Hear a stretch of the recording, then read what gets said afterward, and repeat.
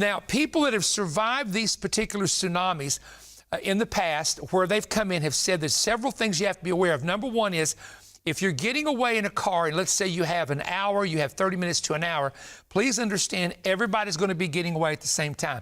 You need to have different routes from your house to know how to get out. Number two, and this is just me, you don't have to do this, but I never go under a fourth of a tank of gas in any vehicle. In fact, I don't go over a half. My wife will drive it till we got 20 miles left. I do not do that.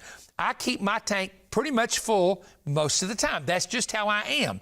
And I'm that way with any vehicle I've ever had. But always remember, you're going to have gas stations and people trying to get fuel, so you have to think ahead of these things, okay? And so remember traffic. Remember anything that you would need in your vehicle for the time frame. Now, I don't think this is a bad idea. I personally think this is a great idea. There are places where earthquakes are common and where coastal areas where people have what's called bug-out bags. They have one made for each member of the family.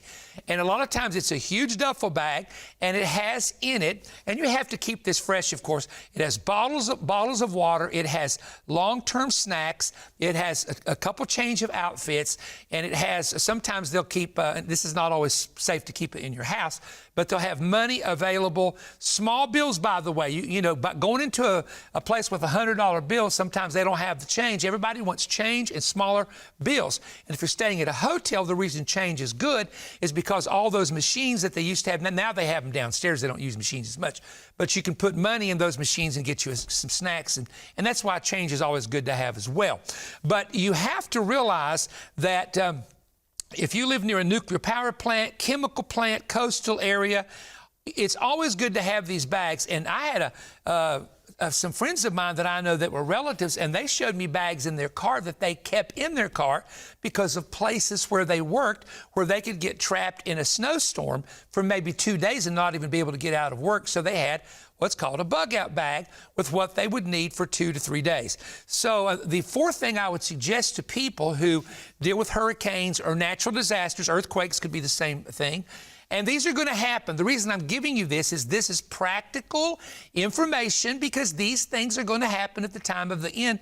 The tribulation will have the worst part of them, but it'll happen at the time of the end, is to be able to have contact with your children, know how to get to your children in the case of the emergency.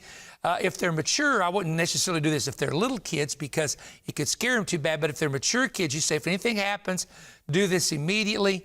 And I always tell people that carry phones, especially if kids are going to malls or they're going on a little trip, wherever they're going, keep your phone charged and keep that charger available at all times. Again, very practical things. So these are things that you should be aware of in the time that we're living in.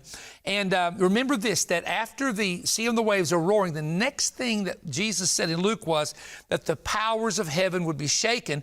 Now, that takes us into the tribulation, of course, and a lot of these tsunami things could be later in the tribulation as well. I want you to know that. But that takes you when there's going to be asteroids, meteorites, and stars falling from heaven. The stars from heaven are just meteorites being broken up that come into the Earth's atmosphere.